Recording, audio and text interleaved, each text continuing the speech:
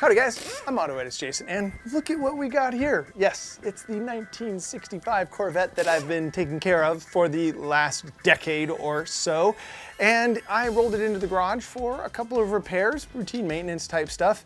If you follow me over there on Instagram, I post a little bit about my new-ish day job of trying to be a background actor, and sometimes I work the older cars. And the truck, since the tires blew out on me on the truck, I actually worked the Corvette the last few weeks and put several hundred miles on the thing for a job. And a few little things came up that I thought would be a really fun video to share of what it's like to just be tinkering and wrenching on a mid-60s Corvette. And the engineering, the mechanicals are fun and easy, and I'm going to share with you the process on how to diagnose the thing that we're going to try to fix today, and then we'll take you for a ride at the end of it.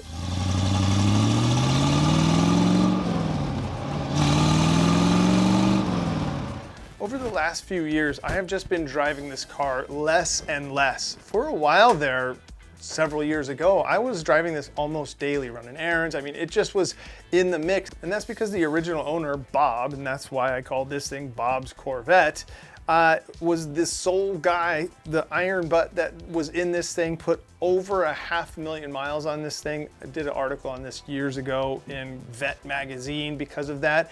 And it exhibits a tired old Corvette. Yes, that is the original block in here. It has been rebuilt, but that is numbers matching block in this thing, transmission as well, and it's tired. I mean, the underside of this thing, the bushings are worn out, but it just drives great. So I am hesitant to just go crazy on it and just do and honor Bob by just keeping the thing in motion and fixing things as they break. And the two things that we're gonna address in today's video only really revealed themselves because last week's movie job, really, I put almost 300 miles on the thing in the span of a few days, and so seat time in it will reveal some of the things that may need to be addressed. And so first off, we have an overheating. Now, it never overheated, and most of the movie work that I do, these things just sit in the background. So for most of the week, it was like park it over there in the different scenes. And then there's every once in a while you'll do a drive-by in a scene or something like that, nothing crazy. And then on the last night, I did a scene where it required me to do I was driving through a scene, it was dark, it was cool-ish, and I was sitting waiting for between takes, and the temperature gauge actually snuck its way up past 180, up into the near 200, and I thought, oh, okay, what could be causing that? Because in bumper to bumper traffic, the thing was fine. As long as you got to move a little bit, the temperature has always been really quite reliable. So my mechanic's brain assesses the problem. Overheating at idle means that it's not getting the cooling, and that generally on an engine like this is going to be the fan clutch. Now that's down in here in the front of the engine, and there's a little clutch and a fluid-filled thing on here. This is what the new one looks like. So that's my thoughts there. We'll test that theory tonight. And the second thing we're going to do is replace the steering rag joint, which is right down here, and that's what attaches your steering column to the actual steering gearbox right here. And I noticed that the steering had a little bit more play. This thing never had great steering, but it has always just gone down the highway with just such ease and was a nice driver, and I just noticed a little bit more play. And I think that especially since in parking lots and slow speed maneuvers, you put a lot of flex on that, and there is an actual tear, top and bottom, in the steering rag joint, and that's this guy right here. So we're gonna go ahead and throw that on just for safety's sake, and I'll explain how this thing works. Basically, in the olden days, it was just a piece of tire, rubber right here, between the steering column and the gearbox, just to take that little bit of road vibration out of the steering column, and that's all that does. So it's a tiny bit of dampening there to just take the harshness out of that.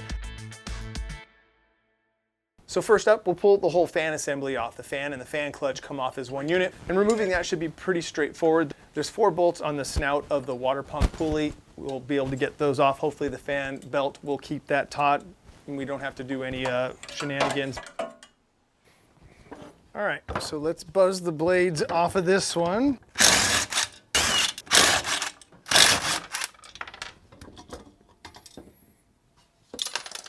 I just noticed something else. The studs in this one need to come out because we got no way to bolt our fan to this one.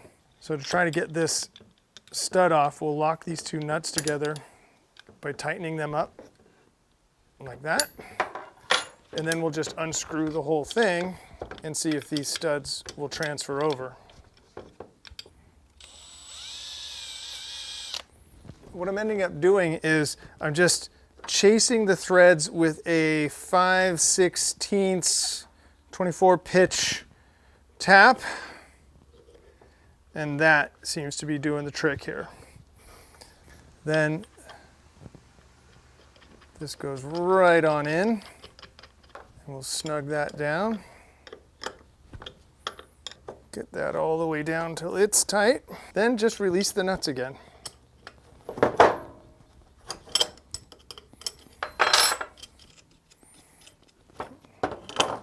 Let me show you a little bit better what we're working with here, or how this works.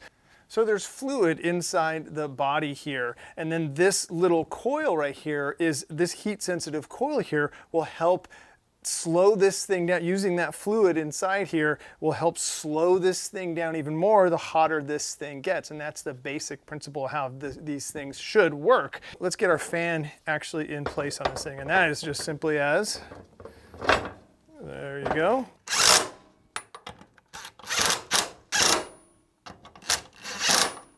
The one thing I did realize is that we do definitely need to use this little brass bushing inside there to keep that correct.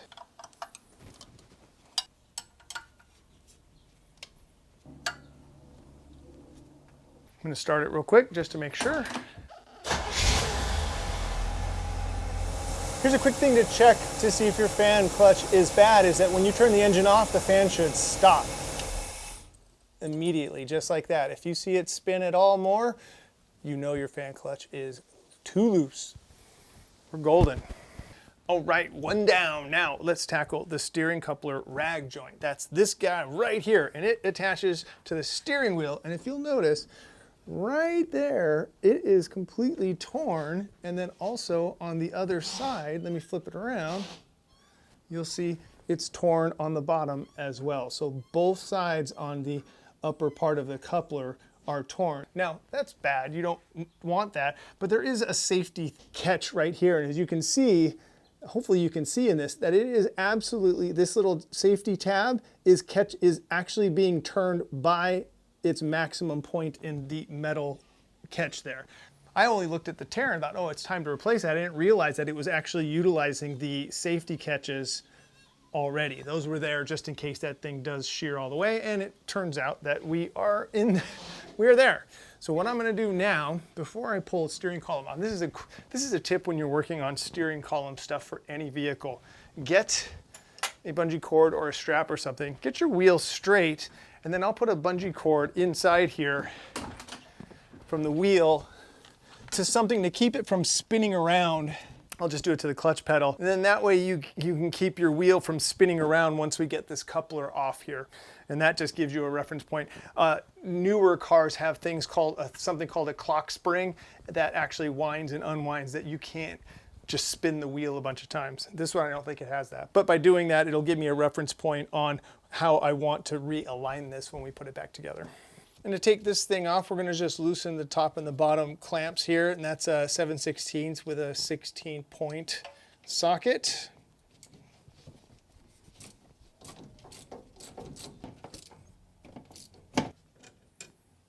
I ended up loosening this thing up a little bit, so then we'll pull this whole thing up, get this out of there. Oh, just barely. Woo! So here you go. It's very similar in design and function here. This is just not like this. Is obviously very similar to a tire, multi-ply tire setup. And this is just a piece of urethane or some sort of rubbery thing here. Hopefully it'll last another 60 years. But so what I'm going to do is, just because this is a Corvette and it has that fiberglass body, I think that this ground strap here might be something important to keep. So I'm going to go ahead and transfer that over, and that just means that I'm going to have to buzz this thing off. So I'll do that real quick. So I tuck the ground wire underneath this metal tab here, and then we'll connect that on that side. Now you don't want to tighten these too tight. They're nylock, so they're not going to come undone. I like these things just barely a sign that it's bulging. Then that means to me that it's tight, but you don't want it so tight that it's squashing it. All right, let's get our rebuilt coupler installed. I would have liked to have used the original top from the old one that came with here, but it's just these things are riveted in like the old ones, so I'm just gonna go ahead and keep them. So let's get this thing up and in place.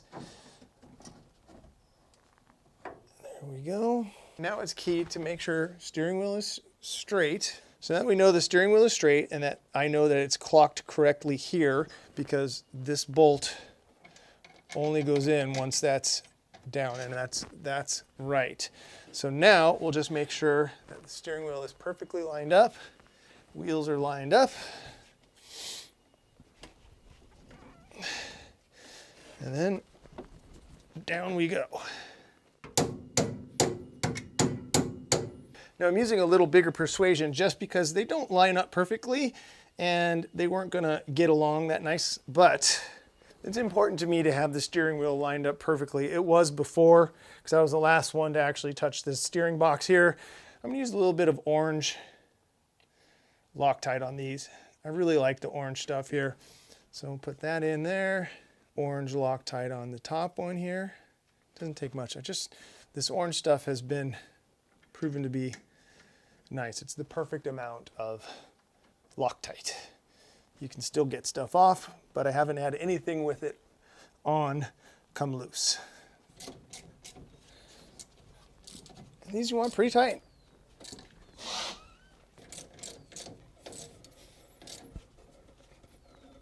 Now let's just turn the wheel and get an eyeball on that and see. Oh, I can tell you right now, there's a dramatic reduction in play in the wheel. It's going to just feel so much better. And there you go. You can see how that rag joint now, the coupler I should say, looks very solid. It looks like all one piece again. And it's not two pieces kind of working together. All right, let's go for a quick drive and see if we got that temperature thing dialed in. That is one of the things about this thing. It just keeps starting like that. It's just, the spirit of this car wants to stay in motion, and that's exactly why I haven't figured out exactly what to do other than to just drive it and enjoy it. And it's been neat to drive it more lately. All right, time went by. It's getting dark. Let's turn the headlights on. Ah, that's the next project. That lazy driver's side headlight. Got to take those apart and rebuild those and put new grease in there so that doesn't open so slow. But yeah, let's go drive. And then we'll watch the temperature gauge.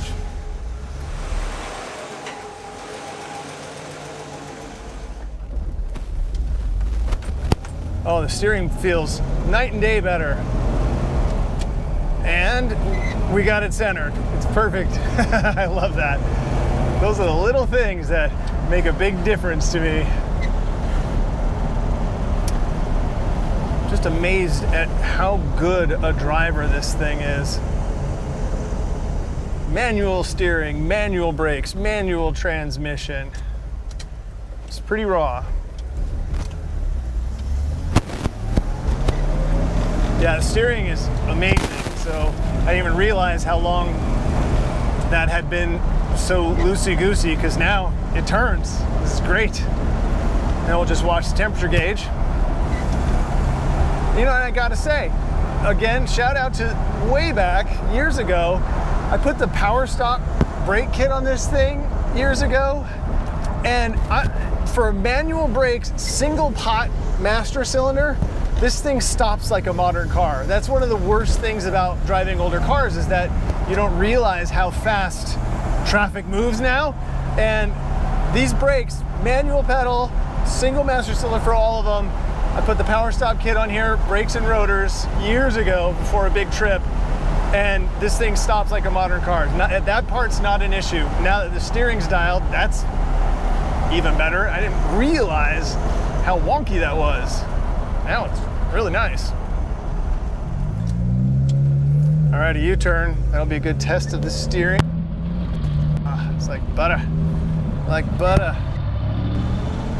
Big old steering wheel right in your lap. Shifter. I love this thing.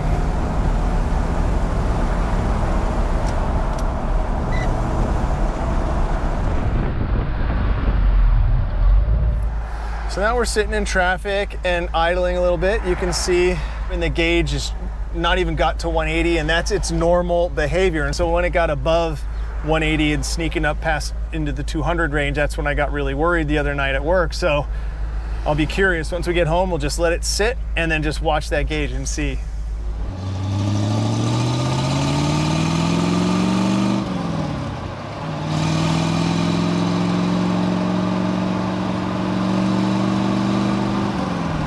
I can't help but smile on this thing.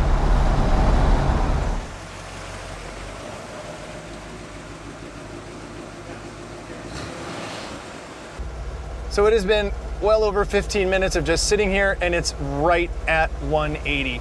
That is exactly what I want to see. I think we did it.